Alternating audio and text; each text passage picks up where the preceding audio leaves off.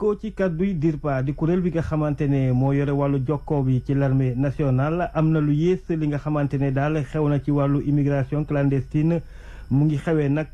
guddi ñaar fukki fan ak juróom jàpp ñaar fukki fan ak juróom benn ci weeru octobre atum 2020 ci wetu 3 heures du matin ab gaal bu yaboon ay migrants moo daa di tase ak patrouilleur bi di Sangomar ci biir bëgg rëcc ñi nga xamante ne mooy takk der yi gaal gi nag daa di mbëkk li nga xamante ne mooy patrouilleur yi ci saa si nag ñu daa di ci repêché lu toll nag ci fanweer ak juróom-ñeenti nit yi nga xamante ne ñoo nekkoon ci gaal gi jamono ji sax ñu ngi fële ci base navale amiral Faye Gassama ci saa si ñaar yeneen patrouilleur nag daal di dellu fu yëf yi xewe ngir daal di repêché ñi nga xamante ne ñooy rescapé yi mbir mi nag ñëw fekk si yeneen mbir yi nga xamante ne naa la ñu ngi koy nemmeeku rawat na nag ci wàllu immigration clandestine ba tax na gouvernement bu Sénégal nag daal di bind benn bataaxel communiqué boobu nag ñu ci jàpp na diggante juróom-ñaari fan jàpp ñaar fukki fan ak juróom ci weeru octobre atum 2020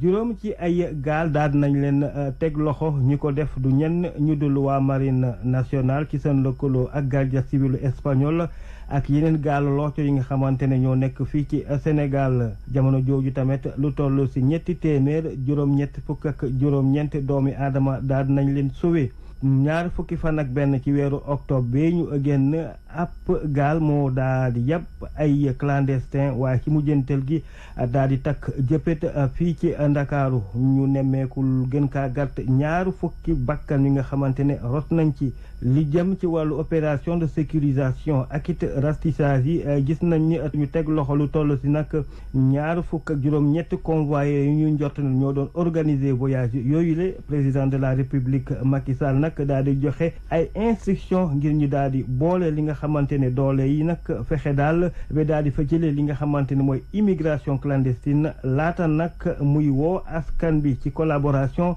ak force de défense et de sécurité ngir ñu aar bakkan ndaw yi nga xamante ne immigration clandestine moo leen tax a jóg jamono yi